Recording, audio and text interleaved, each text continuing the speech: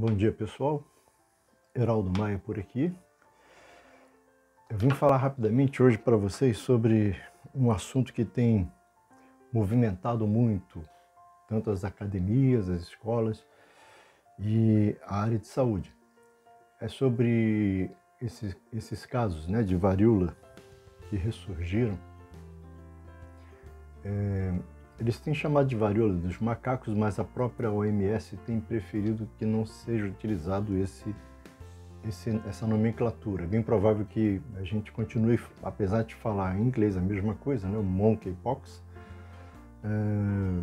talvez eles tenham que dar uma outra terminologia para isso. Mas vamos falar rapidamente o que se tem hoje em dia em relação a essas informações, inclusive as informações e notas técnicas que têm surgido tanto aqui e também na Organização Pan-Americana para a Saúde.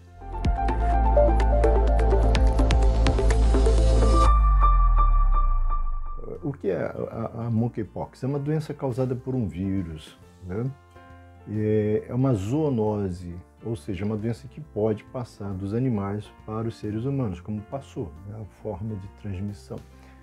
Ela já existe há muitos anos. O primeiro caso humano, se não me engano, foi na década de 70, 1970. E desde então tem sido preocupação. As pessoas que têm mais de 50 anos, né, eu sou um deles, recebeu ainda a vacina da varíola, que era uma vacina feita com, não sei se alguns vão se lembrar, né? Era colocado, né, uma substância no braço e era feita uma inoculação com pequenas punções, uma agulha de dupla agulha, né, que fazia perfuração e deixava essa marca, como eu tenho essa marca ainda. Assim como nós temos a BCG no braço direito, essa marca um pouco mais acima. Então as pessoas acima dessa faixa etária foram beneficiadas, né, digamos assim, entrar no esquema vacinal. Onde é que essa doença ela é endêmica? Né? Ela é endêmica na África Central e Ocidental, ou seja, ela já está ali naquela região há muito tempo, não existia pandemia, não existia epidemias em si, os casos eram mais ou menos ali. E nessas regiões de florestas tropicais, encontravam-se vários animais que portavam esse vírus, entre eles macacos, mas também tatus, esquilos, né? Inclusive há casos de animais de caça, né, onde essas regiões são endêmicas. A área do Congo, né, África Central e na África Ocidental. Quais são os sintomas em si que a gente evidencia dentro desse quadro? Os sintomas são parecidos com os sintomas da varíola, tá? Só que chegamos a algumas conclusões que diferem um pouco da varíola e para isso a gente precisa tomar cuidado, para não, digamos assim, estigmatizar que tem que ser dentro desse formato. Mas vamos lá. Febre, ela pode surgir 3, 5 dias depois até do contágio, dor de cabeça, dores musculares, dores nas costas, uma astenia, uma fraqueza, um desânimo, gânglios linfáticos inchados, né, como a gente costuma dizer, dolorosos, e finalmente as erupções e lesões na pele. Essas erupções elas podem começar como uma mácula, ou seja, uma alteração na coloração, avermelhamento. Depois elas vão desenvolvendo uma pápula, geralmente da pápula evolui para uma pústula, há uma coleção ali de líquido amarelado. Ela é umbilicada, né, arredondada e tem um centro especificamente. Até que depois elas se rompem, né, a pústula se rompe e vão formar as crostas. A cura do paciente ela só é considerada depois que sumiram essas manifestações na pele. A varíola geralmente ela tem uma evolução, digamos assim, com uma certa singularidade.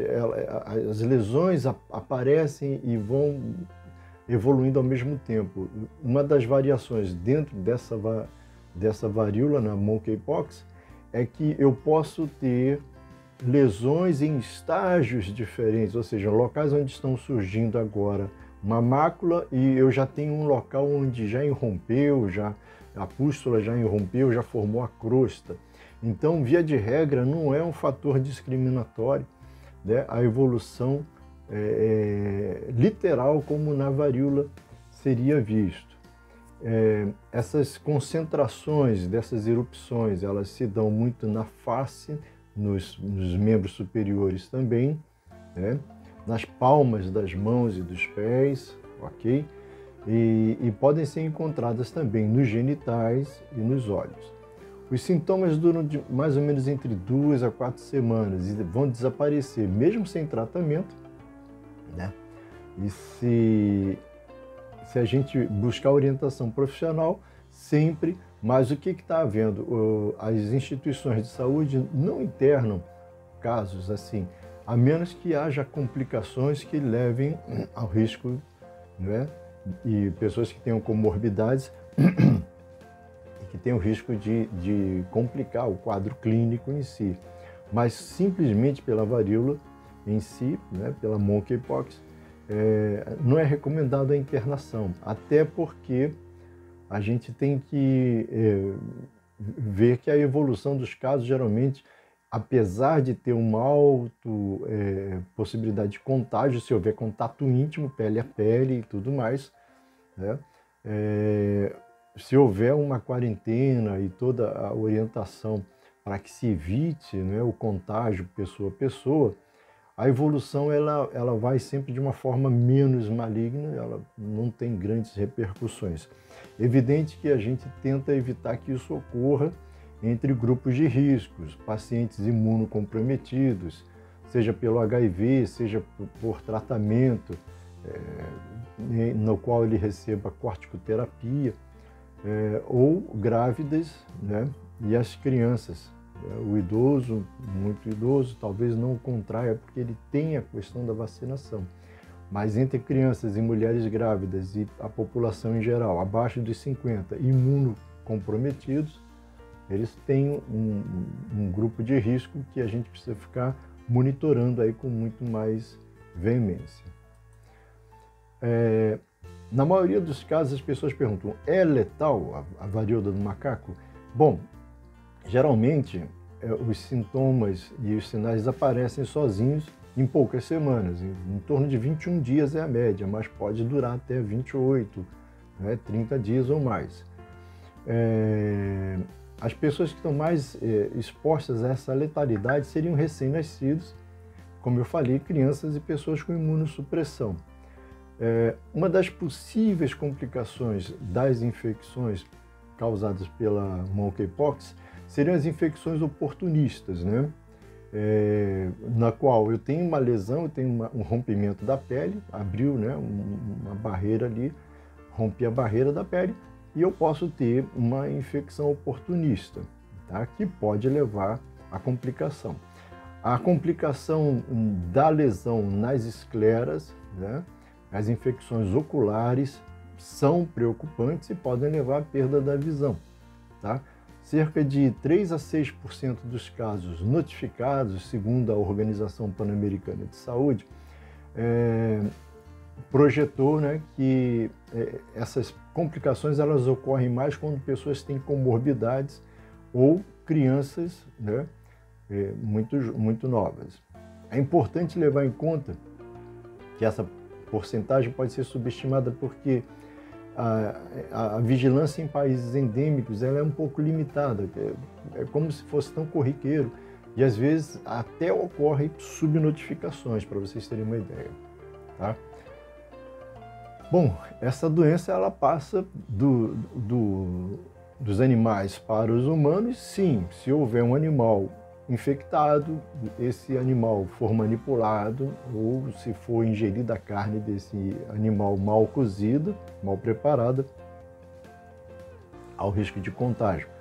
De pessoa para pessoa é transmissível? Sim, principalmente no contato mais íntimo, tá? Pele a pele. Ele pode ser transmitido no início, né, pelas vias respiratórias. No momento que apareceram as lesões, tá?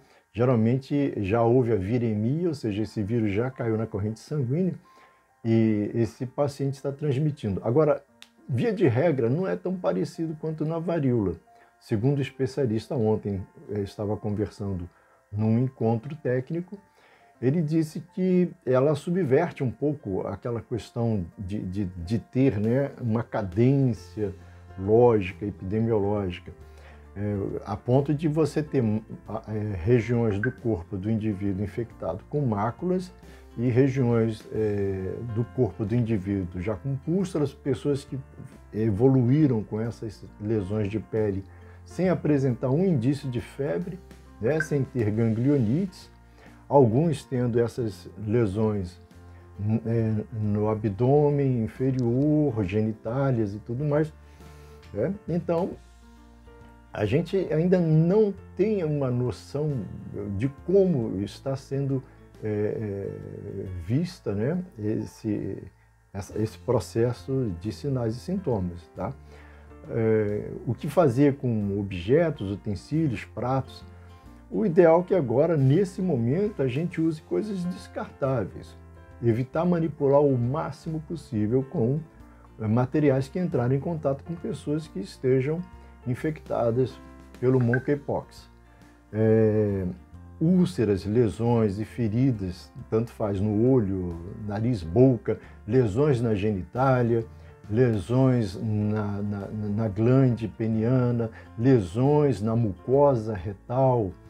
Vaginal ainda não vi nenhuma fotografia sobre isso, mas há pacientes que têm lesão na mucosa retal, inclusive, né, pessoas que estão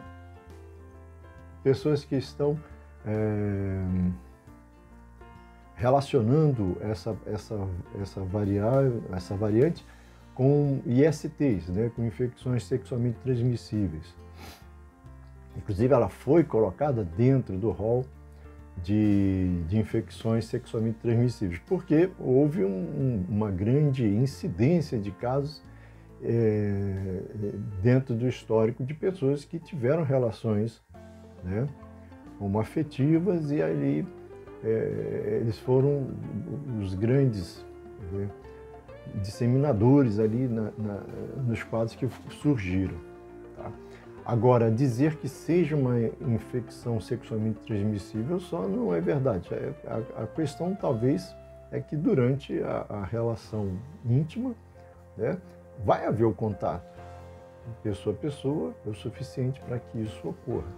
Agora, dizer que esteja estritamente relacionado a esse modo de transmissão não é recomendado seguir por esse caminho, segundo a Organização Pan-Americana, segundo a Organização Mundial de Saúde.